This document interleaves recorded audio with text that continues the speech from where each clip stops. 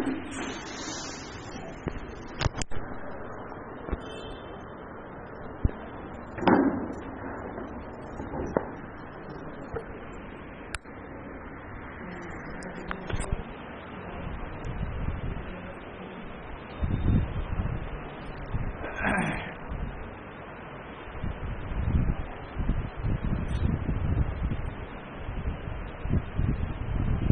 الله الرحمن الرحيم الحمد لله نحمده ونستعينه ونستغفره ونؤمن به ونتوكل عليه ونعوذ بالله من شرور أنفسنا ومن سيئات أعمالنا من يهده الله فلا مضل له ومن يضلله فلا هادي له ونشهد أن لا إله إلا الله وحده لا شريك له ونشهد أن سيدنا ومولانا محمدا عبده ورسوله صلى الله عليه وعلى آله وصحبه. أعوذ بالله من الشيطان الرجيم. بسم الله الرحمن الرحيم. يا أيها الذين آمنوا اتقوا الله وقولوا قولا سديدا يصلح لكم أعمالكم ويغفر لكم ذنوبكم ومن يطع الله ورسوله فقد فاز فوزا عظيما. وقال رسول الله صلى الله عليه وسلم الكيس من دان نفسه وعمل لما بعد الموت والعاجز من أتبع نفسه هواها وتمنى على الله الأماني. وقال رسول الله صلى الله عليه وسلم الدنيا سجن المؤمن وجنة الكافر. میری ماؤں اور بہنوں، اللہ تبارک و تعالی نے ہمیں دنیا کے اندر ایک بہت بڑے مقصد کو لے کر بھیجا ہے، اور دنیا کی زندگی اللہ تبارک و تعالی نے ہمیں جو دی ہے وہ ہمارے ابتلاء، آزمائش اور امتحان کے لیے. دنیا کی زندگی آرام کے لیے، مزے کے لیے اور بہت زیادہ ہنسی مذاق کے لیے نہیں ہے. دنیا کی جو اصل زندگی ہے وہ آخرت کی تیاری کے لیے. اور دنیا میں اللہ تبارک و تعالی نے ہر انسان کو آزمانے کا فیصلہ کیا ہے، اور ہر انسان کو ایسے مواقع دیے ہیں کہ انسان اچھے کام بھی کر سکتا ہے، برے کام بھی کر سکتا ہے. فَأَلْهَمَهَا فُجُورَهَا وَتَقْوَاهَا. اللہ تبارک و تعالی نے انسان کے اندر شر اور برائیوں کی صلاحیت بھی رکھی ہے، خیر اور اچھائیوں کی صلاحیتیں بھی رکھی ہے. شر اور برائیوں کو تقویت پہنچانے کے لیے شیطانی نظام بھی بنایا ہے، اور خیر اور بھلائیوں پر چلنے کے لیے فرشتوں کا نظام بھی بنایا ہے. یعنی دوسرے لفظوں میں یہ سمجھ لو کہ ہماری پوری زندگی ایک اکھاڑا ہے. جس طریقے سے دو پہلوان جو ہے نا وہ لڑتے ہیں کشتی، اور وہ لڑتے ہیں دونوں میں سے ہر ایک دوسرے کو پچھاڑنے کے لیے اور اپنے آپ کو جتانے کے لیے. دو پہلوان لڑتے ہیں. اس میں سے یہ ہوتا ہے کہ کبھی کبھی یہ پہلوان اس کو پچھاڑ دیتا ہے اور کبھی کبھی یہ پہلوان اس کو پچھاڑ دیتا ہے. تو اللہ تبارک و تعالی نے ہمارے پورے وجود کے اندر خیر اور شر، اچھائی اور برائی، ان دونوں کے درمیان پوری زندگی کی لڑائی. آپ قرآن کریم کی ایک آیت کے اوپر غور کرو تو آپ کو سمجھ میں آئے گی بات. اللہ تبارک و تعالی نے 8 سے 10 قسمیں کھائی. یہ قسمیں، حالانکہ اللہ تبارک و تعالیٰ کو کسی چیز کے لیے قسم کھانے کی ضرورت نہیں. قسم کھائے بغیر بھی اگر اللہ تبارک و تعالیٰ کوئی بات کہہ دے تو ومن اصدق من اللہ قیلا ومن اصدق من اللہ حدیثا. اللہ سے زیادہ سچی بات کس کی ہو سکتی ہے؟ اللہ سے زیادہ اچھی بات کس کی ہو سکتی ہے؟ تو اللہ تو بغیر قسم کھائے بھی اگر کوئی بات کہہ دے تو بہت اوتھینٹک ہوتی ہے، بہت سچی ہوتی ہے. لیکن یہاں قسمیں کھا رہے ہیں. اور قسم بھی ایک نہیں، دو نہیں، کئی ساری قسمیں کھا رہے ہیں۔ اچھا قسم بھی اتنی بڑی بڑی چیزوں کی اللہ تعالیٰ کھا رہے ہیں، والشمس وضحاها والقمر اذا تلاها والنهار اذا جلاها واللیل اذا یغشاها والسماء وما بناها والارض وما طحاها ونفس وما سواها فألهمها فجورها وتقواها۔ سورج کی قسم اور سورج کی روشنی کی قسم، چاند کی قسم جب چاند سورج کے بعد آ جائے، دن کی قسم اور دن کے اجالے کی قسم، رات کی قسم جب رات جو ہے نا وہ سورج کو ڈھانپ لے، آسمان کی قسم اور اس ہستی کی قسم جس نے آسمان کو بلند کیا ہے، زمین کی قسم اور زمین کو بچھانے والے کی قسم، اور پھر وَنَفْسٍ وَمَا سَوَّاهَا، انسان کے نفس کی قسم اور نفس کو بنانے والے کی قسم۔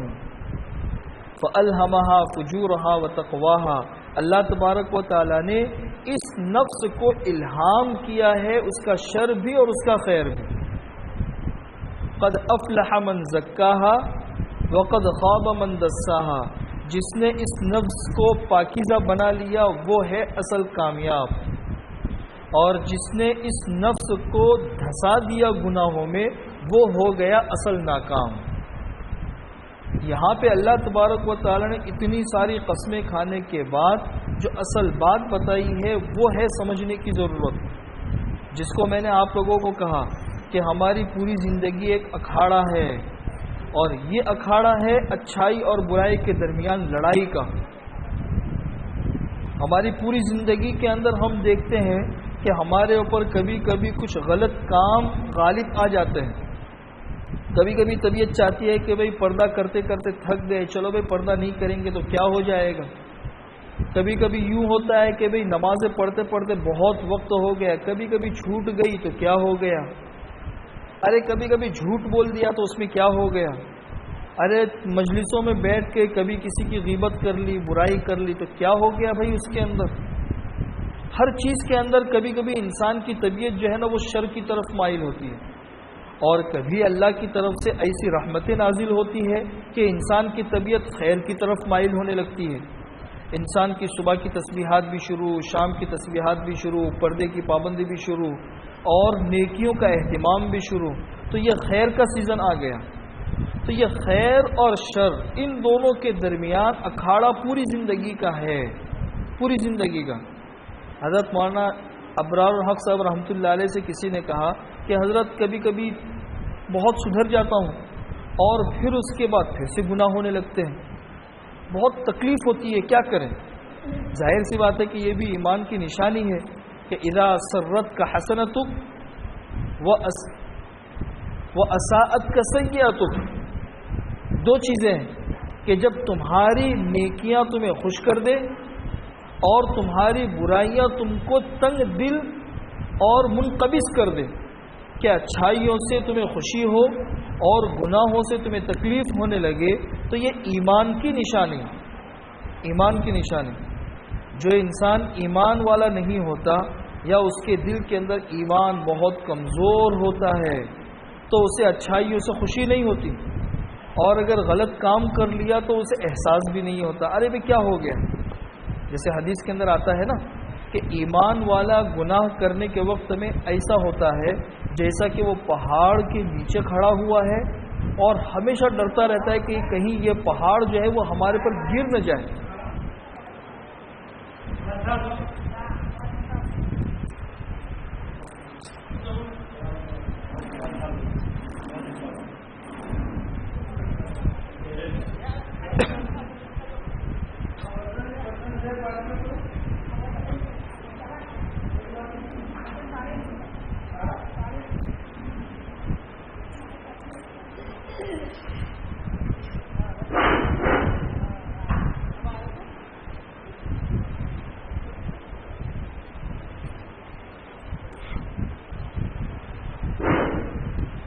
جیسے حدیث کے اندر آتا ہے کہ ایمان والا ایمان والا گناہوں کے وقت میں ایسا ہوتا ہے جیسے پہاڑ کے نیچے کوئی انسان کھڑا ہوا ہے اور ہمیشہ اس کو یہ خطرہ رہتا ہے کہ کہیں یہ پہاڑ اس کے اوپر گر نہ جائے. اور منافق انسان گناہوں کے وقت میں ایسا ہوتا ہے جیسے اس کے اوپر مکھی بیٹھی ہوئی ہے اور اس نے ہاتھ ہلا کے اس مکھی کو اڑا دیا. تو یہ ہے ایمان والے کی مثال اور منافق کی مثال. تو بہرحال انسان سے جب غلطی ہوتی ہے، گناہ ہوتا ہے، تو اگر دل کے اندر ایمان ہے تو اندر سے ملامت کرتا ہے انسان کا دل کہ بھئی تو نے غلط کام کیا ہے. تو کسی نے حضرت مولانا ابرار الحق صاحب رحمۃ اللہ علیہ سے پوچھا کہ حضرت کبھی کبھی ایسا ہوتا ہے کہ گناہ ہو جاتے ہیں، پھر توبہ کر لیتے ہیں، کچھ وقت کے بعد پھر سے ہو جاتے ہیں، پھر توبہ کر لیتے ہیں، پھر کچھ وقت کے بعد گناہ ہو جاتے ہیں. تو حضرت نے ارشاد فرمایا کہ بھئی یہ تو ہمارا اپنے نفس کے ساتھ میں مقابلہ پوری زندگی کا ہے. کبھی ہم اس کو پچھاڑ دیں، کبھی یہ ہم کو پچھاڑ دے. ایسا نہیں ہو سکتا کہ انسان پوری زندگی بالکل ایسا نیک پارسا ہو کر وقت گزارے کہ ایک غلطی بھی اس سے نہ ہو. ایسا نہیں ہے. انسان سے غلطیاں ہوتی ہے، لیکن کل بنی آدم خطاؤن وخیر الخطائین التوابون. سارے بنی آدم خطا کرنے والے ہیں، لیکن سب سے بہترین گناہ کرنے والا وہ ہے جو گناہ کے بعد استغفار کر لے، توبہ کر لے. تو اگر ہم استغفار کرتے رہیں گے، توبہ کرتے رہیں گے، تو اللہ تبارک و تعالی ہمارے عیوب اور گناہوں کے اوپر ستاری کریں گے، ستاری ڈھانپیں گے اللہ تبارک و تعالی. کیوں؟ اس لیے کہ استغفار اور توبہ کرنے کا مطلب یہ ہے کہ یہ انسان دل سے نادم ہے، دل سے. ایک تو وہ انسان ہے، حضرت تھانوی رحمۃ اللہ علیہ نے ارشاد فرمایا کہ بیمار جو ہے نا وہ دو طرح کے ہوتے ہیں. ایک بیمار تو وہ ہوتا ہے کہ جس کو اپنی بیماری کا احساس ہے لیکن اپنا علاج نہیں کرا رہا ہے، اور دوسرا بیمار وہ ہے کہ جو علاج بھی نہیں کراتا اور اسے اپنی بیماری کا احساس بھی نہیں. تو ظاہر سی بات ہے کہ ان دونوں کے اندر سب سے زیادہ خطرے میں وہ بیمار ہے جسے اپنی بیماری کا احساس بھی نہیں ہے. یہ زیادہ خطرے میں، اس لیے کہ جس کو اپنی بیماری کا احساس ہے اور علاج نہیں کرا رہا ہے، تو بھئی آج نہیں کرا رہا ہے، کل تو کم سے کم کرائے گا، اس لیے کہ اسے اپنی بیماری کا احساس ہے. اور دوسرا وہ بے حس بیمار ہے کہ جسے اپنی بیماری کی ہی فکر نہیں ہے، تو پھر علاج کی طرف کہاں سے اس کا دھیان جائے گا. تو آج اگر ہم میں سے کسی کو اپنی بے دینی کا احساس ہے کہ بھئی میرے سے پردہ چھوٹ رہا ہے، میرے سے نمازیں چھوٹ رہی ہے، میرے سے جھوٹ بولا جا رہا ہے، میرے سے غیبتیں ہو رہی ہے، میرے سے بہت لایعنی چیزیں ہو رہی ہے، میری نگاہیں خراب ہو رہی ہے، گھر کے اندر بچوں کی اچھی تربیت نہیں ہو پا رہی ہے، دینداری کے زمرے میں جتنی چیزیں آتی ہے اور بے دینی کے زمرے میں جتنی چیزیں آتی ہیں، اسے اگر احساس ہے کہ میری زندگی میں، میرے گھر میں بے دینی کے یہ سارے کے سارے مظاہر ہے یا اس میں سے کچھ ہے، تو چلو آج نہیں تو کل انسان اپنے آپ کو سدھارنے کی کوشش بھی کرے گا. لیکن دوسرا انسان وہ ہے کہ جسے احساس ہی نہیں ہے کہ وہ کیا غلطی ہو رہی ہے، کیا غلطی ہو رہی ہے، اسے احساس ہی نہیں ہے، تو وہ اپنے علاج کی طرف دھیان اور توجہ بھی نہیں کرے گا. یہ بیانات اور یہ تعلیم اور اللہ کے راستے میں نکلنا، دینی مذاکرے اور ہفتہ واری تعلیم، اپنے گھر کی تعلیم، یہ ساری کے ساری اسی کے لیے ہے کہ ہمیں اپنی بے دینی کا احساس پیدا ہو جائے. جس طرح حضور اکرم صلی اللہ علیہ وسلم نے ارشاد فرمایا کہ ایمان والا ایمان والے کے لیے آئینہ ہوتا ہے. المؤمن مرآت المؤمن، ایک ایمان والا ایمان والے کا آئینہ ہوتا ہے. آئینے کا کیا مطلب ہے؟ اگر ہم میں سے کوئی بھی آئینے کے سامنے کھڑا ہو جائے تو آئینہ جو ہے وہ ہماری برائیوں کو بتا دے گا. دیکھو بھئی تمہارے چہرے کے اوپر یہاں پہ کالا دھبا ہے اور یہاں پہ یہ چیز لگی ہوئی ہے، یہاں پہ پھوڑی ہے، یہ ساری کی ساری چیزیں آئینہ بتا دے گا. لیکن وہ بتائے گا اس طریقے سے کہ آپ کو خراب بھی نہیں لگے گا. وہ تانا نہیں دے گا آئینہ آپ کو، وہ آپ کے اوپر تنقید نہیں کرے گا، آپ سے حسد نہیں کرے گا اور آپ کے ساتھ میں کینہ نہیں رکھے گا. بات اس انداز سے آپ کو سمجھائے گا کہ آپ کو اپنی غلطی کا احساس بھی ہو جائے گا اور آپ کو خراب بھی نہیں لگے گا. تو یہ عمومی جو مجلسیں ہوتی ہیں نا، عمومی مجلسیں، ان عمومی مجلسوں کے اندر بہت سی ایسی باتیں سامنے آ جاتی ہے کہ انسان کا دل اگر جاگا ہوا ہے تو اسے احساس ہو جاتا ہے کہ بھئی بیان کے اندر یہ بات کہی گئی، واقعی یہ میرے اندر کمی ہے. الگ سے اگر کوئی کہے تو یہ کہے گا دیکھو بھئی یہ انسان تو ہم سے حسد کرتا ہے، یہ ہم پہ تنقید کرتا ہے.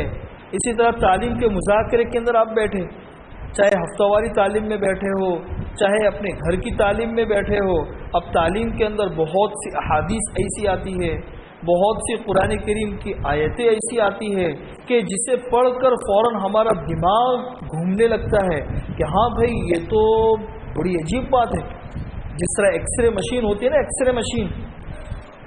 رے مشین کے اندر کی ساری چیزیں سامنے آ جاتی ہے ایکس رے کے اندر کہ دیکھو بھئی تمہارے پھیپھڑے کے اندر یہ تکلیف ہے، تمہارے جگر کے اندر یہ تکلیف ہے اور یہ بیماری ہے. تو یہ تعلیم کے مذاکرے اور یہ دینی حلقے اور یہ بیانات کی مجلسیں، یہ بھی بالکل ایسی ہی ہے کہ جو ایمان کی ایکس رے مشین سمجھ لو کہ اس کے ذریعے ہمارے سامنے بہت سی ایسی باتیں آتی ہے کہ ہمیں احساس ہونے لگتا ہے کہ بھئی یہ غفلت مناسب نہیں، یہ بے دینی مناسب نہیں، یہ بے پردگی مناسب نہیں، اپنے گھر سے لاپرواہی یہ مناسب نہیں. پھر احساس پیدا ہونے کے بعد انسان اس کی اصلاح کی طرف متوجہ ہوتا ہے کہ اب ہمیں اپنی اصلاح کرنی چاہیے. تو آئینے کی طرح ہم بنیں کہ ہمیں دیکھ کر اور ہماری بات سن کر لوگوں کو اپنی غلطیوں کا احساس ہو جائے، اور احساس بھی اس طریقے سے ہو کہ سامنے والے کو محسوس نہ ہو کہ ہمیں ہماری غلطی بتائی گئی ہے. تنقید سے بچے، حسد سے بچے، کسی کے اوپر کیچڑ اچھالنے سے بچے، کیچڑ اچھالنے سے بچے. آج اگر آپ میں سے کسی کا بھی بچہ پخانہ کر لے تو ماں باپ جو ہے نا اس بچے کو پھینک نہیں دیتے، اس بچے کو اپنے سے تھوڑا سا دور رکھ کر اچھے طریقے سے دھلاتے ہیں، اور جب اس کے اوپر سے گندگی ختم ہو جاتی ہے تو پھر اسی بچے کو کپڑے میں لپیٹ کر اپنے سینے سے چمٹا کر پھر اس بچے کو بوسا دیتے ہیں. تو اگر ہماری بہنوں میں سے، ہمارے گھر والوں میں سے کسی سے کوئی غلطی ہو تو اس کے اوپر حسد کرنا، اس کے اوپر تنقید کرنا، برے کمنٹ کرنا اور برے انداز سے ان لوگوں کو کہنا کہ بھئی تو نے یہ کیا، تو نے یہ کیا، تو نے یہ کیا، نہیں، ہماری شریعت ہم کو یہ نہیں سکھاتی. ہماری شریعت تو ہم کو یہ سکھاتی ہے کہ یہ گندگی ہے، وقتی ہے، اس گندگی کو ختم کرنے کے لیے تنہائی میں اس کے لیے دعا کرو اور مناسب انداز سے اس کو سمجھاتے رہو. اور وہ ہے تو ہماری ہی بہن، ہے تو ہمارا ہی بھائی. اگر اس کے ساتھ میں بہت برے انداز میں اصلاح کا پہلو اختیار کیا گیا تو پھر بجائے اصلاح کے اور زیادہ ضد انسان کے اندر پیدا ہو جاتی ہے، ضد. تو میں آپ لوگوں کو یہ سمجھا رہا تھا کہ قرآن کریم کی یہ آیت ہے، اس آیت میں اللہ تبارک و تعالی نے اسی بات کے اوپر دھیان دیا ہے اور اسی بات کی طرف توجہ دلائی ہے کہ اپنے نفس کی اصلاح کی ہم کوشش کریں. جس طریقے سے بچہ گندا ہو جاتا ہے، اس کو پانی سے پاک صاف کیا جاتا ہے اور پھر اس کے بعد اس کو سینے سے لگایا جاتا ہے، تو اسی طریقے سے ہمارے نفس کے ساتھ میں بہت سی برائیاں چمٹ جاتی ہیں. یہ گندگی کی طرح ہے. اس گندگی کے ہوتے ہوئے ہم اللہ کے دربار کے لائق نہیں رہتے، اللہ کے پڑوس میں بیٹھنے کے لائق نہیں رہتے. ان گندگیوں کو ہم صاف کریں تو صاف کرنے کے بعد پھر ہم اس لائق بنتے ہیں کہ اللہ تبارک و تعالیٰ کے پڑوس میں بیٹھ سکیں. حضرت اشرف علی تھانوی رحمۃ اللہ علیہ نے اتنی عجیب بات لکھی ہے کہ اللہ تبارک و تعالیٰ کا ایمان والوں کے ساتھ میں کچھ عجیب اور خصوصی معاملہ ہے، عجیب اور خصوصی معاملہ کہ ایمان والے کے اوپر اس دنیا میں یا قبر میں یا حشر کے میدان میں یا جہنم کے اندر جہاں پر بھی جو بھی عذاب ہوگا تو وہ عذاب تعذیب کے لیے نہیں ہے، تطہیر کے لیے. یہ عذاب نہیں ہے، یہ پاکی اور صفائی ہے. جس طریقے سے کپڑا گندا ہو جاتا ہے تو اس کو دھونے کے لیے واشنگ مشین میں ڈالا جاتا ہے، تو اسی طریقے سے ایمان والا جب تھوڑا بہت گندا ہو جاتا ہے تو اللہ تبارک و تعالیٰ کبھی آگ کی شکل میں، کبھی حالات کی شکل میں، کبھی بیماریوں کی شکل میں اس کو پاک صاف کرنے کے لیے حالات کی واشنگ مشین کے اندر ڈالتے ہیں تاکہ یہ چاروں طرف سے گھوم پھر کر پاک صاف ہو جائے۔ یہ اللہ کی طرف سے عذاب نہیں، یہ اللہ تبارک و تعالیٰ کی طرف سے پاکیزگی ہے۔ اللہ تبارک و تعالیٰ پاک صاف کرنا چاہتے ہیں ایمان والے کو، اس لیے ان باتوں کو اچھے طریقے سے ہم سمجھے، اپنے زندگی کے اندر دینداری کو پیدا کرنے کی کوشش کرے، دوسروں کے اپنی بڑائی دوسروں کے سامنے ظاہر کرنے کی کبھی کوشش نہ کرے۔ اللہ تبارک و تعالیٰ بڑے ہیں، اللہ کو بڑائی پسند ہے اپنے لیے، لیکن بندوں کے لیے اللہ تبارک و تعالیٰ بڑائی ذرا بھی پسند نہیں کرتے۔ اللہ تعالیٰ کو سب سے زیادہ نفرت اگر ہے شرک کے بعد تو وہ تکبر سے ہے، تکبر سے، بڑائی۔ اس لیے ہمیشہ اپنے آپ کو گھمنڈ سے، بڑائی سے اور بڑے بول سے ہم بچائیں۔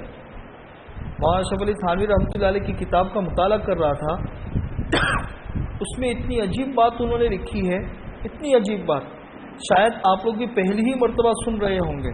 ان کی زندگی کے اندر اس بات کا بہت اہتمام ہوتا تھا کہ کہیں بڑائی کے بول نہ ہو، کہیں بڑائی والا مزاج نہ ہو، کہیں بڑائی والی سوچ نہ ہو۔ بڑائی اللہ کو ذرا بھی نہیں پسند۔ حضرت نے ارشاد فرمایا کہ آج کل طبیعت ایسی ہے کہ بھائی لوگوں سے دور رہنے میں ہی عافیت ہے۔ انسان جتنا یکسو ہو اور جتنا تنہائی پسند ہو اتنا زیادہ وہ محفوظ رہتا ہے۔ پھر اس کے بعد انہوں نے لکھا ہے کہ تنہائی پسند اگر آپ ہو اور لوگوں سے دور رہتے ہو تو اس میں یہ نیت مت کرو کہ لوگوں کے شر سے میں محفوظ رہوں۔ اگر آپ نے یہ نیت کی کہ لوگوں کے شر سے میں محفوظ رہوں تو اس کا مطلب یہ ہوا کہ تم اپنے آپ کو لوگوں سے بڑا سمجھتی ہو، اپنے آپ کو لوگوں سے بڑا سمجھتے ہو کہ بھئی نقصان پہنچانے والے، ڈسنے والے لوگ ہیں، میں نہیں ہوں۔ اس میں یہ نکلتا ہے۔ ہاں، یہ نیت کرو کہ میرے شر سے، میری برائی سے لوگ بچ جائیں۔ جس طریقے سے کہ میں سانپ ہوں، بچھو ہوں، کہیں میں لوگوں کے ساتھ میں ملوں گا، میں لوگوں کے ساتھ میں بہت زیادہ تعلقات رکھوں گا تو کہیں میں کسی کو نقصان نہ پہنچا دوں۔ تو اس میں دیکھیے پورا الزام اپنے اوپر، پورا الزام اپنے اوپر، دوسروں کے اوپر الزام نہیں۔ اسی طریقے سے حضرت نے ارشاد فرمایا کہ دیکھو بھائی، لوگوں کے درمیان مرتبہ حاصل کرنے کے لیے، لوگوں کے درمیان نام پیدا کرنے کے لیے اگر ہم کوئی کام کرے تو یہ تو ہے ہی برا، اس کو تو سب ریاکاری کہتے ہیں۔ لیکن جو عارفین ہیں، اللہ کے خاص اور برگزیدہ بندے ہیں، وہ تو اللہ تبارک و تعالیٰ کے یہاں بھی بڑا بننے کی کبھی نیت نہیں کرتے۔ اس لیے کہ اگر ہم نے نیت کی کہ میں اللہ کے سامنے بڑی بن جاؤں، بڑا بن جاؤں، تو اس کا مطلب یہ ہے کہ ہم اپنے آپ کو اس لائق سمجھتے ہیں کہ اللہ کی نگاہوں میں بڑے بن جائیں۔ ہم اپنے آپ کو باکمال سمجھتے ہیں، ہم اپنے آپ کو اتنا عبادت گزار اور اتنا برگزیدہ اور اتنا بڑا سمجھتے ہیں کہ اللہ کی نگاہوں میں میں بڑا بن جاؤں۔ نہیں، حضرت نے اس کی مثال دی ہے کہ اس کی مثال بالکل ایسی سمجھ لو کہ ایک بہت خوبصورت عورت ہے، ساری دنیا کا حسن اس کے اندر، اور اس کے مقابلے میں ایک آدمی ہے کہ ساری دنیا کی برائیاں اس کے اندر ہے، لنگڑا بھی ہے، اندھا بھی ہے، کالا کلوٹا بھی ہے، دانت بڑے بڑے ہیں، ہر طرح کی بدصورتی اس کے اندر ہے، اور یہ عمل کر رہا ہے اس بات کا کہ یہ جو عورت ہے نا، جو دنیا کی سب سے بڑی حسین ہے، یہ بس میرے پر عاشق ہو جائے اور میری محبت میں گرفتار ہو جائے۔ تو یہ کتنی بری نیت ہے۔ ارے بھائی، تو کم سے کم اپنے وجود کو دیکھ، اپنے حلیے کو دیکھ، اپنے رنگ کو دیکھ، تو اس لائق ہے کہ تیرے سے محبت کرے؟ تو بس اللہ تبارک و تعالیٰ اور ہمارے درمیان تو اس سے بھی زیادہ تفاوت ہے۔ اللہ کتنے بڑے اور ہم تو کچھ بھی نہیں، تو ہم اللہ تبارک و تعالیٰ کی نگاہوں میں بڑا بننے کی اگر کوشش کریں تو اس کا مطلب یہ ہے کہ ہم اپنے آپ کو کچھ سمجھ رہے ہیں، اپنے آپ کو فنا کر دیں۔ ہم کچھ بھی نہیں ہیں، میں کچھ بھی نہیں، مجھ سے کچھ بھی نہیں۔ اللہ ہی سب کچھ ہے اور اللہ ہی سے سب کچھ ہے، اللہ ہی سب کچھ ہے اور اللہ ہی سے سب کچھ ہے۔ اگر ہماری زندگی کے دن اچھے گزر رہے ہیں تو یہ ہمارا استحقاق نہیں ہے، یہ میرے اللہ کا فضل اور کرم ہے۔ اگر ہمارے دن اچھے گزر رہے ہیں تو یہ ہمارا کوئی استحقاق نہیں ہے، یہ اللہ تبارک و تعالیٰ کی ستاری ہے۔ حدیث کی دعاؤں کے اندر آتا ہے نا، حدیث کی دعاؤں کے اندر آتا ہے، یا من اظہر الجمیل وستر علی القبیح، اے وہ ہستی جس نے میری خوبصورت چیزوں کو لوگوں کے سامنے ظاہر کر دیا اور میری بدصورتی کو اللہ تعالیٰ نے چھپا لیا۔ اگر ہم اپنے وجود کے اندر غور کریں تو جتنی گندی چیزیں تھیں، جتنی گندی چیزیں، وہ ساری کی ساری پیٹ کے اندر اللہ نے چھپا کے رکھی، اور جتنی خوبصورت چیزیں تھیں، چہرہ ہے، ہاتھ ہے، پاؤں ہے، جسم ہے، بال ہے، یہ ساری خوبصورتی کی چیزیں یہ اللہ نے لوگوں کے سامنے ظاہر کر دی۔ تو اللہ نے ہماری خوبصورتی کو ظاہر کیا اور ہماری بدصورتی اور گندی چیزوں کو چھپا لیا، تو یہ ہے کہ نہیں اللہ کا احسان؟ اچھا عجیب بات دیکھو کہ نیکیوں اور برائیوں کے اندر بھی دیکھو کہ عام طور پر انسان کے غلط کاموں کے اوپر پردہ پڑا رہتا ہے اور انسان کی اچھائیاں لوگوں کے سامنے ہوتی ہیں۔ نماز پڑھنا ہو تو کہاں پہ چلے جاؤ؟ مسجد کے اندر چلے جاؤ۔ گھر سے باہر نکلنا ہو تو عورتوں کو حکم ہے کہ پردہ کر کے نکلو۔ تو پردہ کر کے نکلنے کا مطلب یہ ہے کہ اس پردے کی حالت میں کوئی بھی دیکھے گا تو ہر ایک کے ذہن میں یہ بات آئے گی کہ یہ عورت دیندار ہے، یہ عورت پاک دامن ہے، یہ عورت خاندانی ہے، یہ عورت شریعت اور سنت کی اتباع کرنے والی ہے۔ تو یہ اچھائی لوگوں کے سامنے آ گئی اور جتنی برائیاں ہے وہ اللہ تبارک و تعالیٰ چھپا کے رکھتے ہیں۔ تو یہ حدیث کی دعاؤں میں ہے، یا من اظہر الجمیل وستر علی القبیح، میری اچھائیوں کو تو نے ظاہر کر دیا اور میری برائیوں کو تو نے چھپا دیا۔ تو اگر ہمارے دن اچھے چل رہے ہیں، ہمیں نماز کی توفیق مل رہی ہے، قرآن کی توفیق مل رہی ہے، سیکھنے سکھانے کی توفیق مل رہی ہے، دینی مجلسوں میں شرکت کی توفیق مل رہی ہے، تو یہ سمجھ لو کہ یہ اللہ تبارک و تعالیٰ کی ستاری ہے۔ ہماری صحت اچھی ہے، ہمیں وقت پر مال مل رہا ہے، وقت پر کھانا مل رہا ہے، لوگوں کے دلوں میں اللہ نے عزت دی ہے، تو یہ سارے کے سارے اللہ تبارک و تعالیٰ کی ستاری کی نشانی ہے، ہمارا کوئی استحقاق نہیں ہے۔ جب تک ہمارا یہ مزاج ہوگا ہم چلتے رہیں گے، اور اگر ہمارا یہ مزاج بن گیا کہ میرا تو یہ استحقاق تھا مجھے کیوں نہیں ملا، میرا تو یہ مقام تھا مجھے یہ مقام کیوں نہیں ملا، فلاں نے میری عزت کیوں نہیں کی، ارے بھائی اتنی محنت کرتے ہیں ہمیں مال کیوں نہیں ملتا، ہمارے حالات کیوں درست نہیں ہوتے، اس کا مطلب یہ ہے کہ ہم اپنا استحقاق سمجھتے ہیں۔ یہ سب چیزیں نہیں، ہمارا کوئی استحقاق نہیں۔ اپنی زندگی کے اندر عبدیت اور بندگی کو پیدا کریں، اپنی زندگی کے اندر عبدیت اور بندگی کو پیدا کریں۔ عبدیت اور بندگی اللہ تبارک و تعالیٰ کو بہت زیادہ پسند ہے، عبدیت اور بندگی۔ اور اپنے دین کے لیے تاجر بنے، ملازم نہ بنے۔ اچھی طرح سمجھ لیں اس بات کو کہ جو تاجر ہوتا ہے وہ تاجر کام کو دیکھتا ہے، وقت کو نہیں دیکھتا۔ تاجر ہوتا ہے اگر آرڈر آ گیا، چلو بھائی 8 بجے دکان بند کرتے تھے، چلو بھائی کوئی بات نہیں، ہمارا جب تک آرڈر پیک نہیں ہو جائے گا تب تک ہم گھر پہ نہیں جائیں گے، رات کے 10 بج جائے، 11 بج جائے، 12 بج جائے، رات کا کھانا نہیں کھایا، کوئی حرج نہیں ہے۔ اس لیے کہ تاجر جو ہے وہ اپنے کام کو دیکھتا ہے، وقت کو نہیں دیکھتا۔ اور جو ملازم اور پگاری ہوتا ہے، جس کو صرف اپنی تنخواہ سے مطلب ہوتا ہے، وہ کام کو نہیں دیکھتا ہے، وہ وقت کو دیکھتا ہے۔ ارے بھائی 6 بج گئے، بس میری ڈیوٹی ختم، اب چاہے کتنا ہی زیادہ کام آ گیا ہو، سیٹ کہے کہ بھائی تھوڑا سا رک جا، کام بہت زیادہ آ گیا ہے، اوپر کا ایکسٹرا پیسہ میں تجھے دے دوں، وہ نہیں رکے گا، نہیں بھائی میرا وقت ہو گیا۔ تو ملازم کو اپنے کام سے محبت نہیں ہوتی، اس کو صرف اپنے پیسے اور تنخواہ سے محبت ہوتی ہے، اور تاجر کو اپنے کام سے محبت ہوتی ہے، وقت چاہے کتنا ہی ہو جائے۔ تو ہم اپنے دین کے لیے تاجر بنے، وقت کو نہ دیکھے، ارے بھائی کتنے بجے بیان ختم ہوگا، چلو بھائی بیان ختم ہونے کا وقت ہو گیا، ارے بھائی نماز تو 10 منٹ میں ہو جاتی ہے تو 15 منٹ ہو گئے، چلو بھائی 10 منٹ ہو گئے، چلو نماز ختم ہو گئی، کوئی مسئلہ نہیں ہے۔ ارے بھائی تعلیم کرنے کا وقت کتنا 15 منٹ تھا، بس 15 منٹ ہو گئے، چلو اب تعلیم بند کرو۔ چلو بھائی فلاں سے ملاقات کرنے کے لیے جانا تھا، 15 منٹ کا وقت تھا، 15 منٹ ہو گئے، چلو نہیں۔ آپ وقت کو دیکھ رہے ہو تو آپ تنخواہ والے ہو، اور اگر آپ کام کو دیکھتے ہو چاہے کتنا ہی وقت ہو جائے، چاہے کچھ بھی ہو جائے، تو آپ تاجر ہو، اور کامیاب جو ہے نا وہ تاجر ہوتا ہے۔ اسی لیے حضرت تھانوی رحمۃ اللہ علیہ تو یہاں تک ارشاد فرماتے ہیں کہ اگر کوئی مجھے ہدیہ دیتا ہے ثواب کی نیت سے تو میں اس کا ہدیہ کبھی بھی قبول نہیں کرتا۔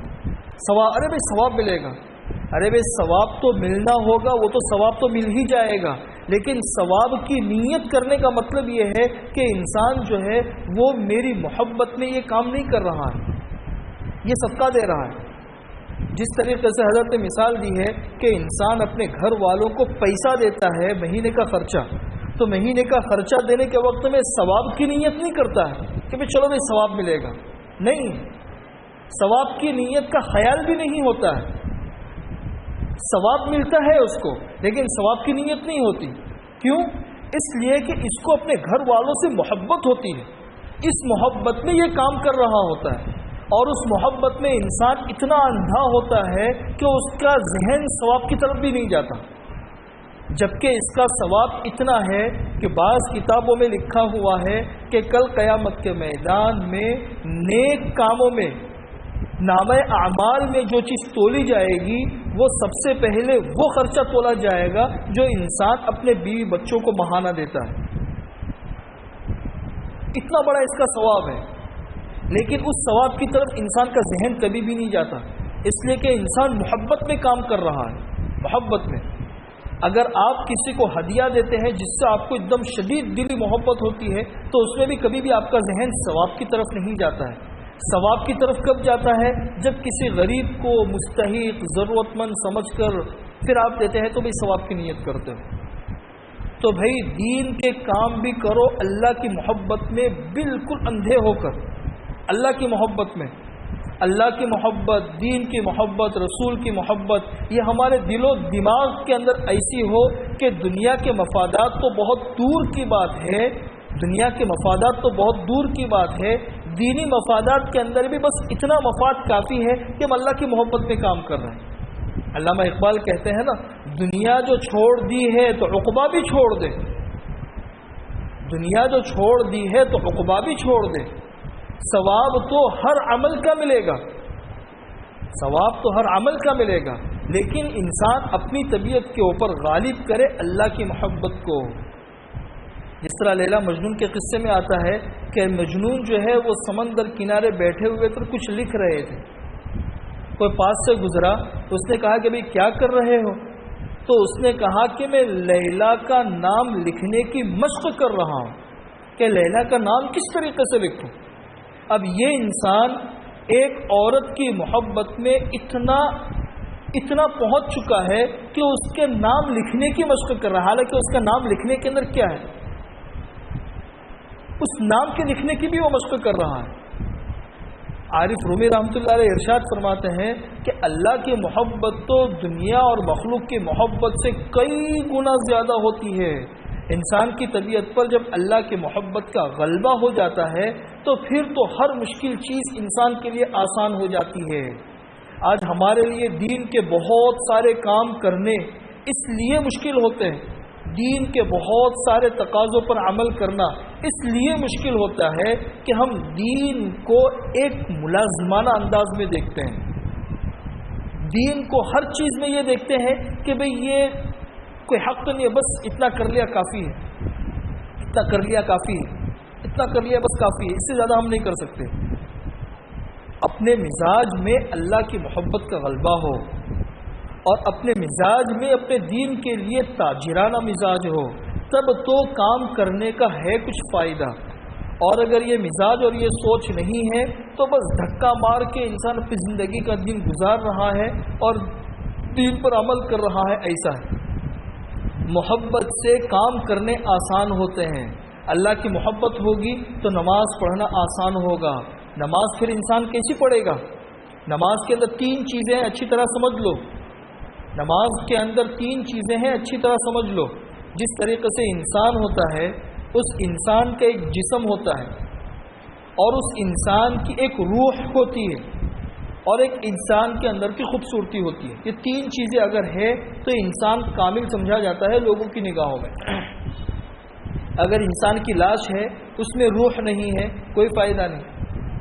انسان کا جسم بھی ہے، اس کے اندر روح بھی ہے، لیکن انسان میں خوبصورتی نہیں ہے.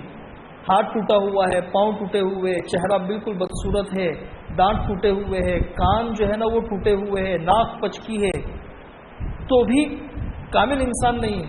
ہاں جسم بھی ہو، روح بھی ہو، اور انسان کے ہر عضو میں خوبصورتی بھی ہو، تو ظاہر سی بات ہے یہ انسان کامل سمجھا جاتا ہے اور محبت اور احترام کی نگاہوں سے دیکھا جاتا ہے. تو اسی طرح صوفیاء کرام نے اور بزرگان دین نے لکھا ہے کہ نماز کے اندر بھی یہی تینوں چیزیں ہیں. بلکہ یہ تینوں چیزیں صرف نماز کے اندر نہیں ہے، نماز کے علاوہ ہر دینی عمل کے اندر یہ 3 چیزیں سمجھ لو. ہر دینی عمل میں جیسے نماز لے لو تو نماز کے فرائض اور واجبات، یہ تو نماز کا جسم ہے. اگر نماز کے فرائض نہیں ہوں گے، واجبات نہیں ہوں گے، تو پھر یہ سمجھ لو کہ آپ نے نماز کا جسم ہی تیار نہیں کیا. اچھا چلو نماز کا جسم ہو گیا کہ فرائض اور واجبات پر آپ نے عمل کر لیا، لیکن اس کے اندر کی روح اگر نہیں ہے تو پھر بغیر روح کے انسان کس کام کا؟ نماز کی روح کیا ہے؟ نماز کی روح ہے نماز کا خشوع اور خضوع. ہم نماز پڑھ رہے ہیں، نماز میں ہمارا دھیان اور ہماری توجہ کس طرف ہے؟ نماز پڑھ رہے ہیں اور نماز کے باہر ہمارا دھیان ہے، بچوں کی طرف ہمارا دھیان ہے، کھانا پکانے کی طرف ہمارا دھیان ہے، اسی طریقے سے اپنی دنیا کی بہت ساری چیزوں کی طرف ہمارا دھیان ہے. تو پھر ایسے نماز کا کیا فائدہ؟ کیا ملے گا ہمیں ایسی نماز سے؟ فرض تو اپنے ذمے سے ادا ہو جائے گا، لیکن اس نماز کی حقیقت ہمیں ادا نہیں ہوگی. تو نماز کا جسم فرائض اور واجبات ہے، اور نماز کی روح، نماز کو خشوع خضوع اور اللہ کے دھیان کے ساتھ میں پڑھنا ہے. کیسا دھیان؟ ان تعبد اللہ کأنک تراہ فإن لم تکن تراہ فإنہ یراک. نماز اور عبادت اس طریقے سے کرو کہ جیسے تم اللہ کو دیکھ رہے ہو، اور اگر یہ کیفیت پیدا نہ ہو سکے تو کم سے کم اتنا تو تصور جما لو کہ اللہ مجھے دیکھ رہا ہے، وہ مجھے دیکھ رہا ہے. اگر ہم کسی جگہ ملازم ہو اور ہمیں ہمارا آقا جو ہے نا وہ ہمارا مالک، وہ ہم کو دیکھ رہا ہو، تو انسان کتنی خوش دلی کے ساتھ میں، توجہ کے ساتھ میں کام کرتا ہے. تو یہ تو ہو گیا خشوع جو نماز کی روح ہے. تیسری چیز ہے حسن اور خوبصورتی. تو نماز کا حسن اور نماز کی خوبصورتی کس چیز کے اندر ہے؟ مستحبات، سنن اور آداب کے اندر. ہر چیز کے اندر آداب کی رعایت بھی ضروری ہے، سنتوں کی رعایت بھی ضروری ہے. جو انسان بے ادب ہے وہ بے نصیب ہے، اور جو انسان با ادب ہے وہ با نصیب ہے. انسان کا نصیبہ جو چمکتا ہے نا وہ ادب کی وجہ سے چمکتا ہے، ادب کی وجہ سے. حضرت مولانا قاسم نانوتوی رحمۃ اللہ علیہ سے کسی نے پوچھا، کسی نے حضرت قاسم نانوتوی رحمۃ اللہ علیہ کے بارے میں پوچھا کہ حضرت کہ یہ لوگ عام علماء بھی وہی کتابیں پڑھتے ہیں جو حضرت نانوتوی رحمۃ اللہ علیہ نے پڑھی ہے، اور عام علماء کا جو کتابیں ہوتی ہیں وہی کتابیں ان کی بھی ہے، لیکن ان کو اللہ نے جو علم دیا ہے وہ تو کچھ عجیب ہی قسم کا علم ہے، دوسروں کے پاس تو یہ علم ہے نہیں. تو یہ علم کی برکتیں کیسے آئی ان کو؟ تو کہا کہ سب سے بڑی چیز ان کا تقوی اور ان کا ادب ہے، کہ تقوی اور ادب کی وجہ سے انسان کی زندگی کے اندر اللہ تبارک و تعالیٰ وہ برکتیں دیتے ہیں کہ جس کا انسان تصور بھی نہیں کر سکتا. پھر کہا کہ حضرت نانوتوی رحمۃ اللہ علیہ اپنے استاد کی ایک کتاب تھی اس کو دیکھ رہے تھے، جیسے ہوتی ہے نا بھائی پروف ریڈنگ، بھائی کتاب ہے تو ذرا دیکھ لو، کوئی غلطیاں وغیرہ ہو تو آپ سدھار دو. تو وہ اس میں اگر کوئی غلطی نکلتی تھی تو وہ اپنے استاد کو جا کے یہ نہیں کہتے دیکھو بھائی یہ غلطی ہے اس کو سدھار دو، نہیں، اس میں بھی وہ اتنا ادب ملحوظ رکھتے تھے کہ جا کے کہتے تھے کہ حضرت یہ عبارت میرے سے برابر پڑھی نہیں جا رہی ہے، مجھے مطلب سمجھ میں نہیں آ رہا ہے، ذرا آپ سمجھا دیجیے مجھے. اب وہ استاد جو تھا وہ غور سے پڑھتا تھا، وہ جب پڑھتا تھا تو اسے احساس ہو جاتا تھا کہ ہاں بھائی یہاں شاید میں نے کچھ مسٹیک کی ہے، اس کی وجہ سے یہ بات اس کو سمجھ میں نہیں آ رہی ہے، وہ سدھار دیتے تھے۔ وہی چیز میں نے آپ کو جو کہی کہ ایمان والا ایمان والے کا آئینہ ہوتا ہے، کہ آئینہ جب غلطی بتاتا ہے سامنے والے کو تو اتنی ادب کے ساتھ میں بتاتا ہے کہ غلطی کی اصلاح بھی ہو جاتی ہے، جس کو ہم یہ کہتے ہیں کہ بھئی سانپ بھی مر گیا لاٹھی بھی نہیں ٹوٹی، اصلاح بھی ہو گئی، ادب بھی برقرار رہ گیا۔ تو یہ ہے ادب۔ تو یہ آداب اور سنن کی رعایت نمازوں کے اندر بھی ہے، نمازوں کے علاوہ دوسری چیزوں کے اندر بھی ہے۔ تو سنن، آداب اور مستحبات کی بھی اگر رعایت ہوگی تو نماز حسین و جمیل بن گئی۔ اب یہ حسین و جمیل نماز جو ہے نا، یہ اللہ کے دربار میں جاتی ہے، اور یہ دربار میں جانے کے بعد پھر قبولیت آتی ہے اللہ کی طرف سے۔ یہ نمازیں صحابہ اور صحابیات کی ہوتی تھی کہ جس کی وجہ سے اللہ تبارک و تعالیٰ کی طرف سے فوراً مددیں آ جاتی تھی، فوراً، کہ بالکل تنہائی کے اندر ہے، کافروں نے قید کر لیا ہے، بالکل پیاس لگی ہوئی ہے، 2 رکعت نماز پڑھی، آسمان سے ڈول آ گئی اور پانی پی لیا۔ کتابوں کے اندر قصے لکھے ہوئے ہیں۔ ایک صحابیہ ہے، ان کے بچے کا انتقال ہو گیا، بند کمرے کے اندر لوگوں سے کہا کہ بھئی مجھے اپنے بچے کے ساتھ میں کمرے کے اندر بند کر لو، کچھ میں بات کرنا چاہتی ہوں میرے اللہ سے، پھر اس کے بعد تم اس کو نہلا دینا اور کفن پہنا دینا۔ چنانچہ مردہ بچہ ہے اور یہ عورت ہے، 2 رکعت انتہائی سادگی کے ساتھ میں پڑھ کر سادگی کے ساتھ میں اللہ سے کہتی ہے کہ اللہ پاک، یہ میرا بچہ ہے، میں اپنے قبیلے سے ہجرت کر کے مسلمان ہو کر آئی ہوں، میرا سارا قبیلہ میرا مخالف ہے، اگر یہ بچہ چلا گیا تو میرا خاندان مجھے طعنہ دے گا کہ دیکھ تو نے اسلام قبول کیا، تو بگڑ گئی تو تیرے پر یہ عذاب آیا، اس لیے تو میرے اس بچے کو زندہ کر دے۔ اللہ نے اس بچے کو زندہ کر دیا۔ بھئی اللہ کل بھی تھے، آج بھی ہے، کل بھی رہیں گے، لیکن بدل کون گیا ہے؟ بدل ہم گئے ہیں۔ جس طریقے سے ہمارے آنکھ کے اوپر لگنے والا چشمہ جیسا ہوتا ہے ویسی ہی سامنے والی چیز نظر آتی ہے، سامنے والی چیز تو ویسی ہی ہے، ہمارے چشمے لگانے کا فرق ہے۔ ہم اگر کالا چشمہ لگائیں گے تو چیزیں کالی نظر آئے گی، سفید چشمہ لگائیں گے تو چیزیں سفید نظر آئے گی۔ تو بھئی ہم اپنی زندگی کی سوچ کو تبدیل کریں، اپنے مزاج کو تبدیل کریں، اپنے طبیعت کے اندر اخلاق کو پیدا کرنے کی کوشش کرے، اپنی طبیعت کے اندر سے بگاڑ کو ختم کرنے کی کوشش کرے، تو پھر اللہ تبارک و تعالیٰ کی مددیں جو بدر والوں کے ساتھ میں تھی، اللہ کی وہی مددیں آج بھی آ سکتی ہے، آج بھی آ سکتی ہے۔ ہاں، اس لیے ان باتوں کو اچھی طریقے سے سمجھ لے۔ اللہ نے قرآن کریم میں ارشاد فرمایا ہے وَأَنفِقُوا مِمَّا رَزَقْنَاكُمْ، ہم نے تمہیں جو دیا ہے اس میں سے خرچ کرو۔ اس میں سے خرچ کرنے کا مطلب یہ ہے کہ ہماری جو بھی صلاحیت ہے، ہمارے پاس جو بھی مال ہے، ہمارے پاس جتنا بھی وقت ہے، اور ہمارے پاس میں جتنی سہولت ہے، جتنا ہے اتنا تو دین کے لیے خرچ کرے۔ ہماری جتنی صلاحیت ہے اس صلاحیت کو دین کے اوپر لگائے۔ کوئی یہ نہیں کہا جاتا کہ صبح سے شام تک آپ صرف نماز پڑھتے رہو، صرف تعلیم کرتے رہو، صرف علم حاصل کرتے رہو، صرف مذاکرے سنتے رہو، کرتے رہو۔ نہیں، گھر کے کام جو عورتیں کرتی ہے اس کے اوپر بھی اللہ نے کتنے بڑے بڑے فضائل اور وعدے رکھے ہیں۔ گھر کے کام کوئی معمولی چیز نہیں ہے۔ گھر کے کام جو عورتیں کرتی ہے وہ اگر صحیح نیت کے ساتھ میں کرے اور اللہ کا قرب حاصل کرنے کی نیت سے کرے تو یہی گھر کے کام اللہ کے قرب کا ذریعہ بھی بن جاتے ہیں۔ گھر کے کام بھی کرے۔ حضرت تھانوی رحمۃ اللہ علیہ تو فرماتے ہیں کہ بھائی آج کل ہمارے نفس اتنے ناپاک ہو چکے ہیں کہ ہم آرام کے بغیر اللہ سے محبت نہیں کر سکتے۔ سننا حضرت کے الفاظ، یہ آج ہی میں نے پڑھا ہے کل، کہ ہمارے نفوس اتنے ناپاک ہو چکے ہیں کہ آرام کے بغیر اللہ سے ہمیں محبت نہیں ہو سکتی۔ ہاں، ہم آرام سے رہے، اچھے سے اچھا کھانا کھائے، اچھے سے اچھا پہنے، اچھے سے اچھا آرام کرے، پھر ہمارے زبان سے نکلتا ہے کہ ہاں بھائی اللہ کا کتنا بڑا احسان ہے، الحمدللہ۔ یعنی اللہ سے محبت پیدا ہوتی ہے آرام اور کھانے کے بعد ہی۔ اگر کوئی غریب ہو اور آرام نہ ملتا ہو اور بیماریوں کے اندر ہو، اس کو اللہ سے اتنی محبت نہیں ہو سکتی ہے، نہیں ہوتی ہے۔ تو حضرت تھانوی ارشاد فرماتے ہیں کہ میں کہتا ہوں کہ آرام سے رہو، اچھے سے اچھا کھاؤ، اچھے سے اچھا پہنو اور آرام کرو، لیکن بس حرام کو چھوڑ دو، حرام کو چھوڑ دو، رہو آرام سے، حرام کو چھوڑ دو، انشاءاللہ اللہ تعالیٰ کا وصال ضرور مل جائے گا۔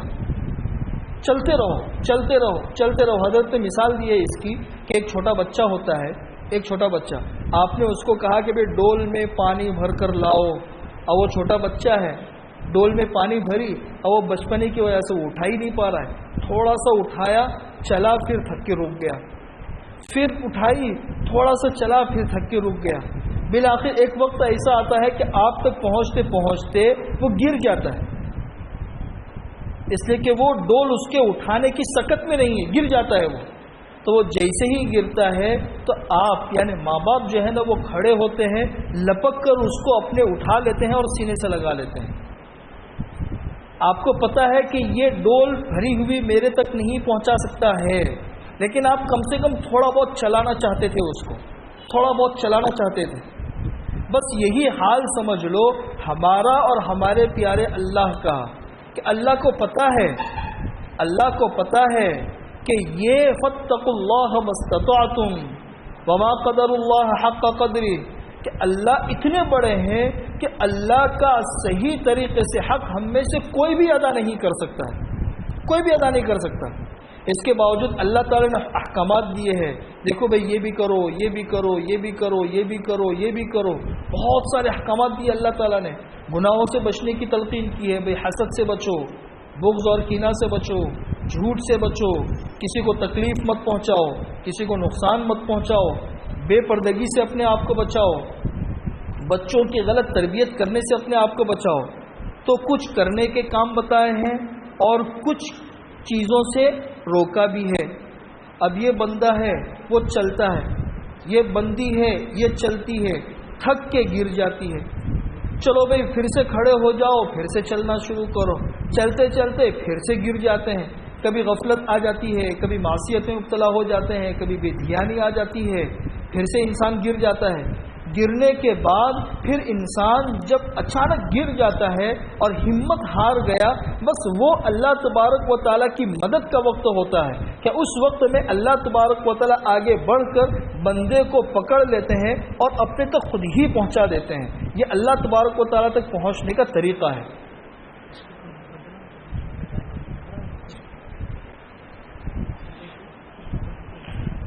تو یہ اللہ تبارک و تعالیٰ کی طرف پہنچنے کا اس طریقے سے وقت یہ طریقہ ہوتا ہے کہ انسان جب مایوس ہو کر تھک کر بیٹھ جاتا ہے تو بس وہی اللہ تبارک و تعالیٰ کے وہاں تک پہنچنے کا وقت ہوتا ہے۔ اللہ تعالیٰ خود ہی بندے کو اٹھاتے ہیں اور اپنے تک پہنچا دیتے ہیں۔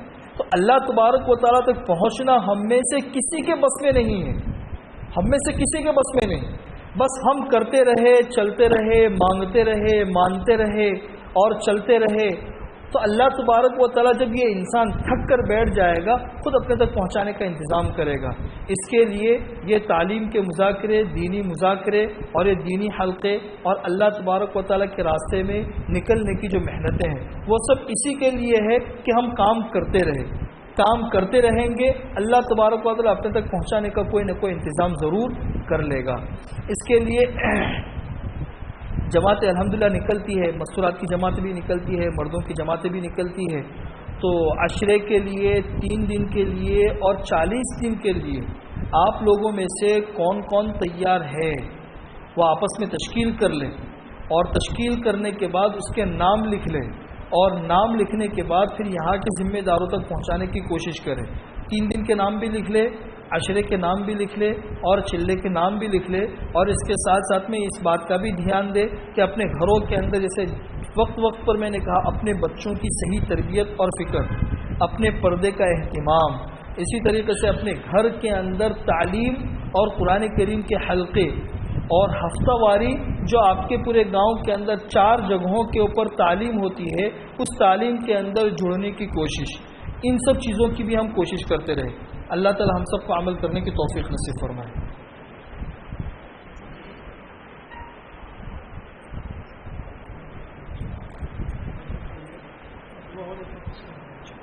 ابھی دعا کر لیتے ہیں، دعا کے بعد آپ لوگ تشکیل کر لیں.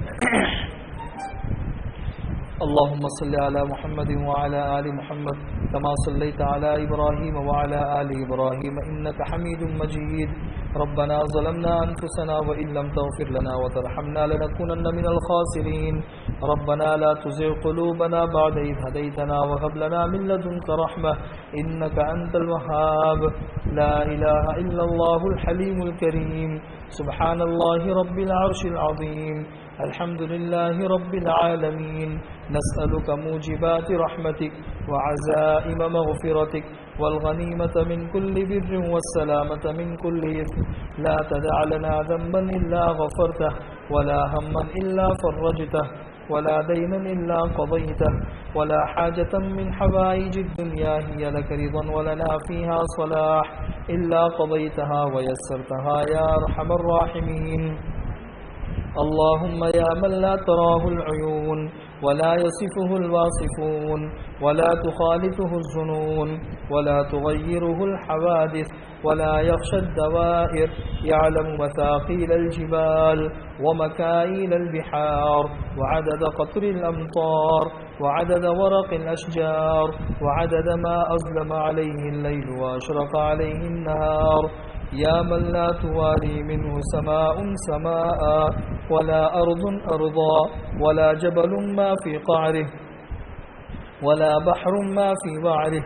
اللهم اجعل خير أعمالنا أواخرها وخير أعمالنا خواتمها وخير أيامنا يوم نلقاك فيه وخير أيامنا يوم نلقاك فيه. اللهم أصلح لنا ديننا الذي هو عصمة أمرنا وأصلح لنا دنيانا الذي فيها معاشنا وأصلح لنا آخرتنا التي إليها معادنا واجعل الحياة زيادة لنا في كل خير واجعل الموت راحة لنا من كل شر. اللهم أحسن عاقبتنا في الأمور كلها وأجرنا من خزي الدنيا وعذاب الآخرة. اے اللہ ہمارے گناہوں کو معاف فرما، اے اللہ ہمارے خطاؤں سے درگزر فرما. اے اللہ ہم سارے کے سارے گنہگار تیرے بندے اور بندیاں یہاں پہ جمع ہوئے ہیں.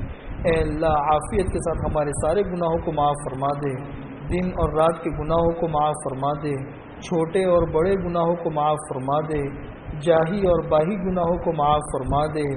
اے اللہ انجانے میں کیے ہوئے گناہوں کو معاف فرما دے، بھول کر کیے ہوئے گناہوں کو معاف فرما دے، گناہوں کے دلدل سے نکال دے اور طاعات کی سڑکوں کے اوپر ہم سب کو ڈال دے. بے دینی ہماری زندگی سے نکال دے اور دینداری ہماری زندگی کے اندر پیدا فرما دے. ہمارے ایمان کو مضبوط فرما دے، ہماری عبادتوں کو بڑھیا بنا دے، ہماری معاشرت کو شریعت کے مطابق بنا دے، ہمارے معاملات کو فقہ کے مطابق بنا دے اور ہمارے اخلاق کو حضور اکرم صلی اللہ علیہ وسلم کے طریقے کے مطابق بنا دے. اے اللہ ہمارے اخلاق میں بھی دین پیدا فرما دے، ہمارے معاملات میں بھی دین پیدا فرما دے، ہماری معاشرت میں بھی دین پیدا فرما دے. اے اللہ تیری محبت نصیب فرما دے، تیرا خوف نصیب فرما دے، تیری اتنی محبت نصیب فرما دے کہ تیری محبت کے اندر سرمست ہو کر کام کرنا ہمارے لیے آسان ہو جائے، اور تیرا اتنا خوف نصیب فرما دے کہ تیرے خوف کی وجہ سے گناہوں سے ہم رک جائے. کل قیامت کے میدان میں تیرے سامنے کھڑے ہونے کا ڈر ہمیں نصیب فرما دے. اے اللہ اس ڈر کی وجہ سے گناہوں سے رکنا آسان فرما دے. اے اللہ نمازوں کا خشوع خضوع نصیب فرما دے، تمام عبادتوں کا خشوع خضوع نصیب فرما دے. اے اللہ ایسا ایمان دے جس کے بعد کفر اور نفاق نہ ہو. اے اللہ ایسی عزت دے جس کے بعد ذلت نہ ہو. اے اللہ ایسی مالداری دے جس کے بعد فقیری نہ ہو. اے اللہ ایسی ترقی دے جس کے بعد تنزلی نہ ہو.